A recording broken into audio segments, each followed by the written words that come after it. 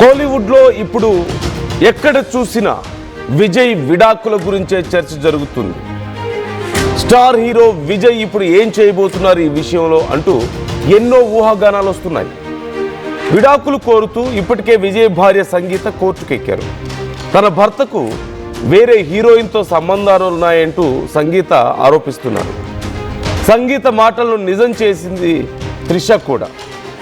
ఒకే కారులో త్రిషతో కలిసి విజయ్ పెళ్లికి రావడం, విడాకుల పిటిషన్ తర్వాత మొదటిసారి ఈ జంట కలిసి రావడం, ఇవన్నీ కూడా చాలా పెద్ద చర్చకు తావునిస్తున్నాయి.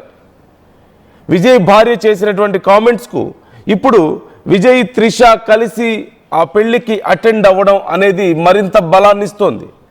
మనం చూసాం కేరళలో